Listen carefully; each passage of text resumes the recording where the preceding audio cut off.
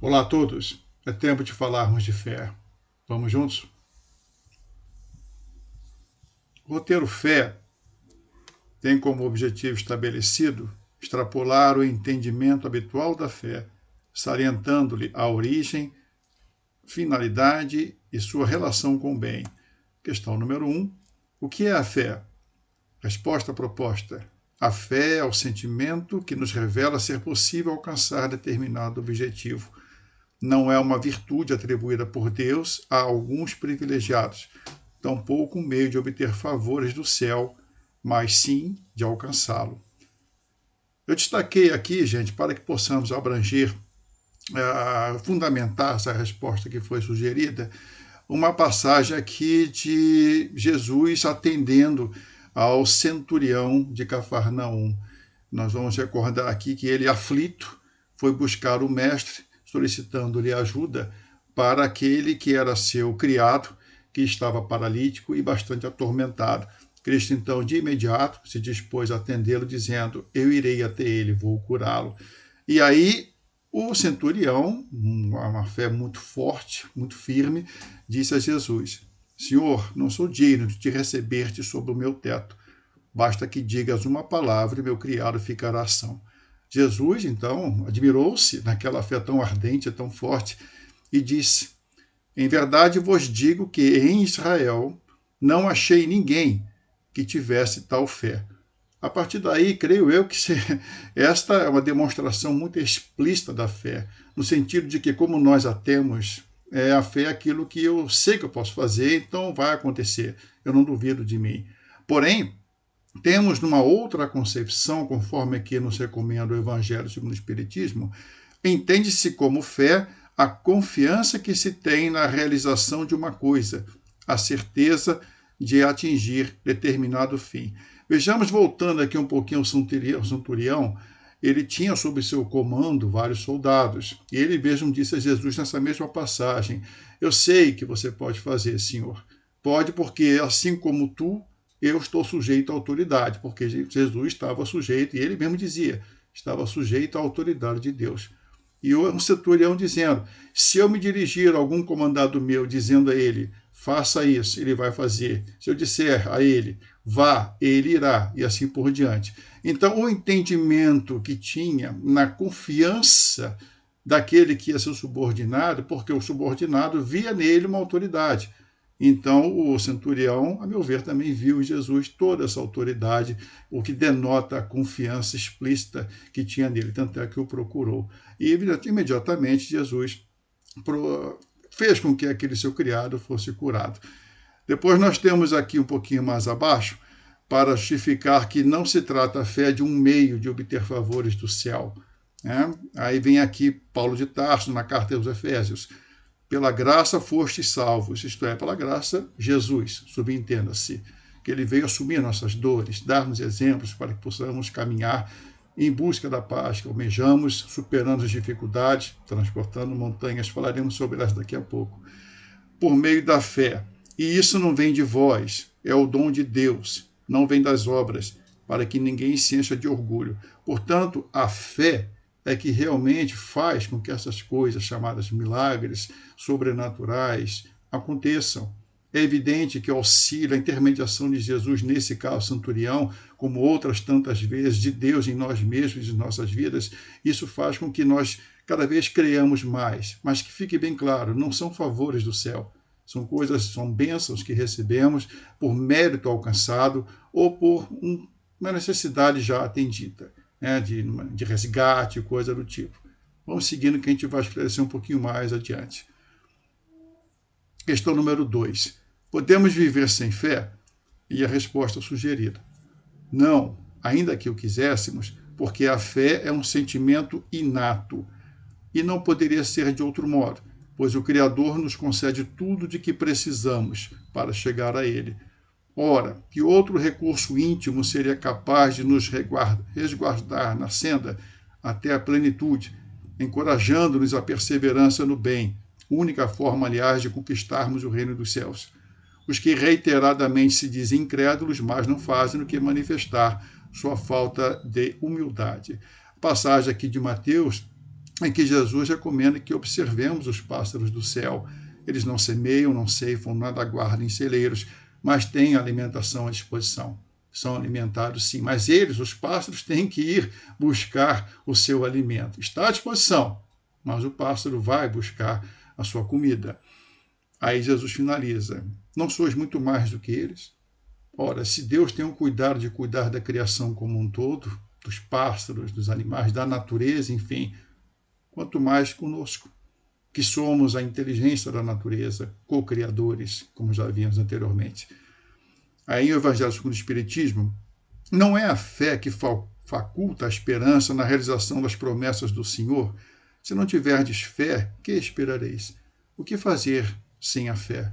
Aquela que, como está aqui na resposta, né, é aquela que nos resguarda na cena até a plenitude, que nos encoraja a perseverar no bem, apesar das dificuldades todas que o próprio Cristo enfrentou e venceu o mundo.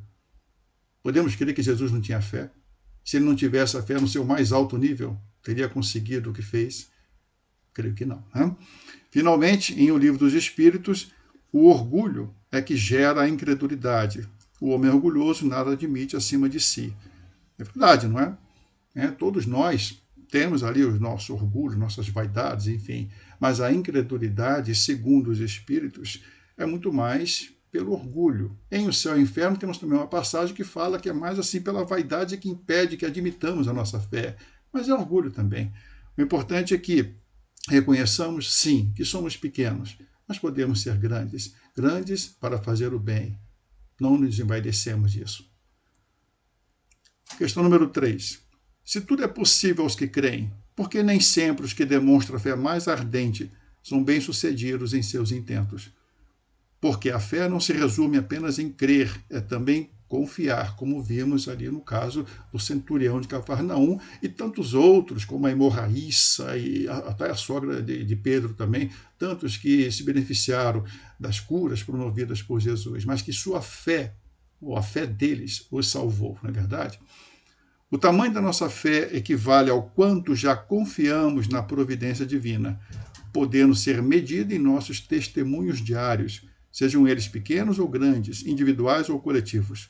Estejamos atentos à certeza de que, do mais alto, receberemos sempre o de que necessitamos e merecemos, e não necessariamente o que pedimos.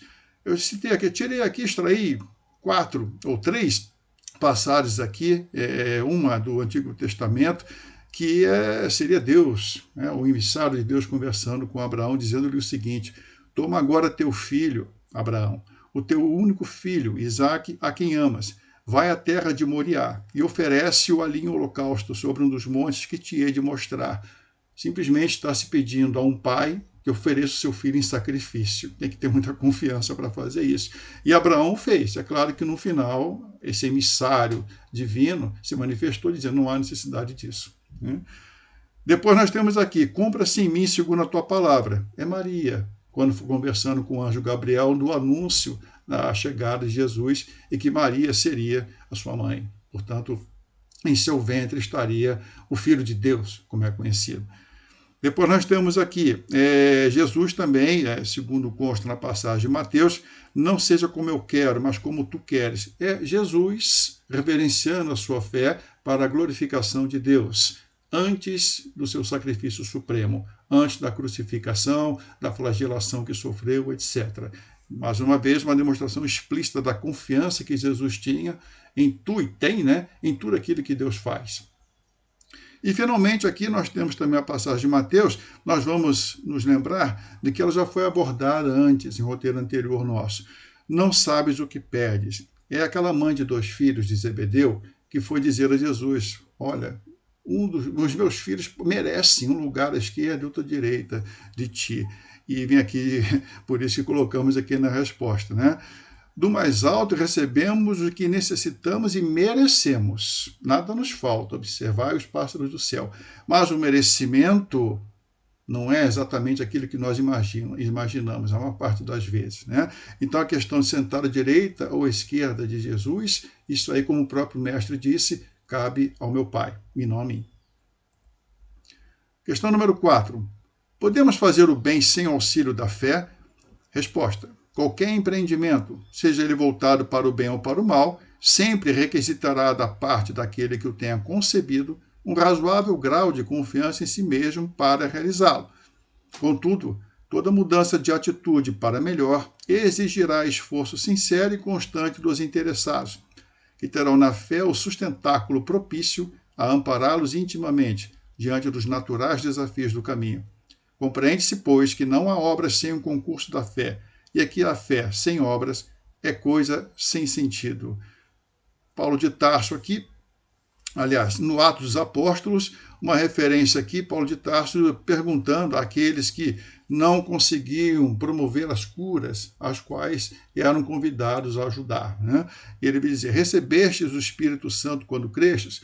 Uma referência muito tácita, muito clara para mim, pelo menos, né? No sentido de que Paulo de Tarso, esse mesmo que, através das mãos dele, né, Deus fazia milagres extraordinários, Paulo de Tarso já tinha descoberto que não era ele quem fazia aquelas curas todas, aqueles milagres, aqueles fenômenos. Era por meio dele, sim, mas pela confiança, pela fé que Paulo de Tarso tinha em si mesmo e também, claro, na divindade, né, em Deus, não ele próprio fazendo.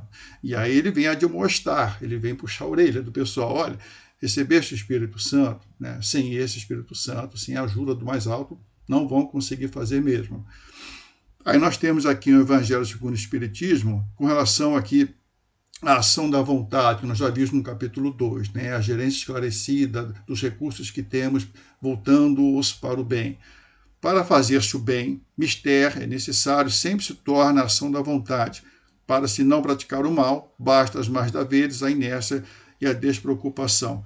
O bem exige esforço nosso, exige, é como que se nós ficarmos ociosos, sem nada fazer, sob a justificativa, pelo menos eu não fiz o mal, mas deixar de fazer o bem não deixa de ser o mal.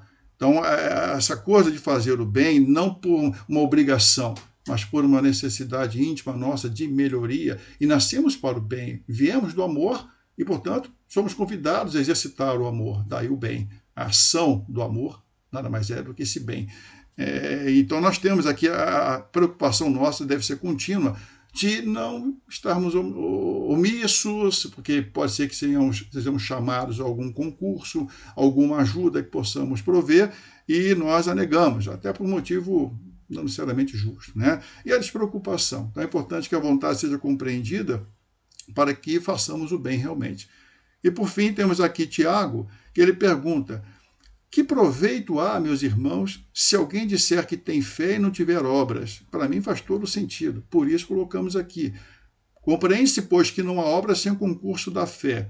Lá em cima a gente fala, qualquer empreendimento, né, seja ele material ou não, né, eu sei que eu vou fazer, eu vou conseguir, pode até ser que você não obtenha sucesso lá no final, mas você vai começar aquilo ali, aquele projeto, você está confiante, você tem fé que vai conseguir, você não duvida de si. Já aqui já faz parte uma condição mais moral. A mudança de atitude, portanto, ela exige essa ação íntima, essa determinação íntima de que podemos e devemos fazer. Então, não há sentido realmente a pessoa que diz ou acha que tem muita fé, mas nada faz, não produz o bem. É como se fosse aquela fé sem utilidade, a fé vazia. Questão 5. Se a fé é algo comum a todos, por que uns a têm mais desenvolvida enquanto outros ainda estão por fazê-la germinar? Até os fatos tidos como sobrenaturais e inexplicáveis tornam-se críveis à medida que passam a ser compreendidos. Com a fé não é diferente. Ela será tão maior quanto mais nos dispusermos a examinar racionalmente as ocorrências, instruindo-nos acerca das causas que as originaram para, enfim, capturar-lhes o propósito. Convém lembrarmos, todavia, que doutos e ignorantes não se enganariam se dessem mais ouvidos ao seu bom coração. Já os que preferem permanecer estacionados na crença vulgar caminham ao sabor dos acontecimentos em rumo incerto para objetivo duvidoso. Temos aqui uma coisa, algo muito interessante que eu destaquei aqui na carta de Paulo de Tarso, a primeira carta dele aos Coríntios. Ora, se pregamos que Cristo foi ressuscitado dentre os mortos, como dizem alguns de vós que não há ressurreição de mortos. E se não há ressurreição de mortos, também Cristo não ressurgiu. E se Cristo não ressurgiu, logo é vã a nossa pregação e também é vã a vossa fé. Eu achei sensacional isso aqui, um raciocínio lógico, muito linear, e explica, né? Como que você não compreende que o Cristo ressuscitou? Mas a carne, ele não voltou à carne, é verdade, não é bem isso. A ressurreição, ela deve ser também compreendida e, sobretudo, compreendida como um renascimento. Não tenhamos apenas aquela percepção da carne, ele voltou à carne, ele renasceu dos mortos, e é tudo sentido figurado. Mas a própria ressurreição, que Paulo de Tarso, não faz muito tempo também mencionamos, ele estava buscando a sua própria ressurreição, é o renascimento, para que ele pudesse ser um novo homem, para que ele pudesse seguir o seu caminho com mais objetividade, produzindo bem e assim por diante. Depois nós temos que a realidade claramente demonstrada, todos a compreendem, está em O Livro dos Médiuns. Ora, a própria mediunidade em si, os fenômenos mediúnicos têm a sua finalidade, é claro que tem, mas são, vamos dizer assim, algo que nós, com o tempo, a gente percebe que é como se estivéssemos conversando com uma pessoa que está na carne também. São pessoas aflitas e outras pessoas que vêm nos ensinar, que vêm nos ajudar. São pessoas, a diferença é que eles não estão na carne. É claro que estou falando aqui de uma forma muito reduzida, né? Tendo em vista a amplitude da mediunidade, o objetivo dela é muito maior do que podemos até imaginar. Mas, basicamente, vem nos dizer aqui no Livro dos Espíritos, ou no Livro dos Médiuns, que a realidade, quando demonstrada, deixa de ser sobrenatural. Aquilo que entendemos como milagre, vê-se com o tempo, e muita coisa, inclusive, né? A Terra não é redonda, aí vem depois com o tempo, constatou-se que ela é redonda, assim, e assim por diante. É questão de tempo e de vontade de querer entender as coisas como elas são, com os olhos abertos e com os ouvidos também bem disponíveis para ouvir. Vem Jesus dizer, finalmente aqui, quem anda nas trevas não sabe para onde vai. Foi o que nós quis dizer aqui na última frase. Já os que preferem permanecer estacionados na crença vulgar, crer apenas porque creio porque creio, né? Caminham ao sabor dos acontecimentos, quer dizer, não comandam suas próprias vidas, em rumo incerto para o objetivo duvidoso. Ora, quem está nas trevas não sabe para onde vai. Vamos seguindo, gente. Questão número 6. Nossos desvios do bem decorrem da pouca fé que temos? O Cristo nos ensinou que onde estivesse o nosso tesouro, aí estaria o nosso coração. Seremos, portanto, tão mais fortalecidos na fé e propensos ao bem, quanto mais e melhor valorizarmos ambos, pela extensão do conhecimento e exercício da caridade. Somos todos capazes de realizar boas obras e, por meio delas, nos redimirmos, mesmo que ainda atrelados à influência, sofrendo as consequências de antigos vícios morais. Chegará, contudo, o dia em que, mais destruídos e depurados, poderemos mover todas as montanhas. Passagem aqui da carta de Tiago. Crês que há um só Deus, fazes bem. Também os demônios o creem e estremecem. Há uma mensagem de Emmanuel que trata exatamente desse versículo aqui, do capítulo 2 de Tiago, né? Ele diz o seguinte, de maneira geral, porque todos temos a fé em nós, todos esperam algo do mais alto. A diferença, segundo ele, entre o gênio bom e o gênio mau é a aplicação do conhecimento que tem, e assim por diante. Para dizer que todos nós, filhos de Deus, temos essa fé, esse atributo em nós. A questão é, o que nós fazemos dela? Aí porque o Cristo nos ensinou que o nosso tesouro está onde está o nosso coração. Eu vou me dispor a fazer aquilo com que eu tenho interesse realmente. Se voltados para o bem, faremos o bem. Do contrário. Depois aqui a passagem aqui do Evangelho de João, em que o Cristo vem dizer, em verdade, vos digo que quem ouve a minha palavra e crê naquele que me enviou, tem a vida eterna e não entra em juízo, mas já passou da morte para a vida. Da morte para a vida, agora você é útil. Você não é aquele morto que alguém veio cuidar dos mortos. Você agora está na vida. Está enfrentando as dificuldades, sim, agora você tem a condição, você tem a fé que vai sustentá-lo na sua dedicação, no seu esforço pelo bem, para que você transforme-se também, que você ressuscite, vamos dizer assim, e seja uma nova pessoa, uma pessoa cada vez melhor, mais útil e boa. Vamos aqui seguindo, gente. Questão 7. A observação daquilo que fazem os que nos cercam pode nos ajudar na realização do bem? O homem é tão passivo de fazer o mal como de produzir o bem. Implica isso dizer que podemos, sim, aprender com os defeitos e as virtudes nossas e dos outros. Infelizmente, porém, Nossa observação do comportamento alheio costuma prestar-se à formação de juízo pernicioso, em detrimento da aquisição de indispensável aprendizado útil a que, conscientemente, passemos a adotar o bem como roteiro único de nossas vidas, para fazermos brilhar a nossa luz. Paulo de Tarso, primeira carta aos Coríntios: pois eu sou o menor dos apóstolos, nem sou digno de ser chamado apóstolo, porque persegui a igreja de Deus. Ele aqui não está necessariamente se lamentando, ele está apenas se conhecendo um pouco melhor. Ele, melhor do que ninguém, dedicou-se ao bem a partir do momento em que ressuscitou, ou que pelo menos teve os olhos abertos por Jesus. Então é interessante ver que todo mundo pode fazer o mal, e o bem também. Paulo de Tarso me parece não longe de apontar o dedo para ele, até porque eu poderia apontar primeiramente para mim. Mas é para identificarmos claramente que mesmo aquele que errou pode também corrigir seus erros e a partir daí mais acertar do que errar, até que um dia apenas acertaremos. Mas esse dia está muito longe ainda. Em O Céu e o Inferno, nós temos que o bem como o mal são voluntários e facultativos. Livre, o homem não é fatalmente impelido para um nem para outro. Finalmente, Paulo de Tarso, na primeira carta aos Tessalonicenses, examinai tudo, retende o bem. Por que eu destaquei essa frase aqui, essa passagem aqui da carta aos Tessalonicenses? Porque é importante que no nosso dia a dia nós temos erros sendo cometidos a todo instante, ou não raramente, da nossa parte e de outros também. A questão é que nós, em geral, procuramos ver apenas que o outro errou, e criticamos, e apontamos o dedo, e falamos mal, e divulgamos aquele erro, embora, talvez, ou certamente, fosse muito mais útil e interessante, tanto para nós, como para aquele que errou, que aprendêssemos com o erro do outro. Olha, isso aí eu não acho que seja bom, não. Eu vou evitar fazer, porque eu também posso incorrer nesse mesmo erro. E mais ainda, veremos em roteiro futuro, olha, eu posso tomar dessa experiência um aprendizado, até para não só evitar que eu cometa esse erro, como também outro que segue comigo. Mas isso aí vamos deixar para um próximo roteiro, gente.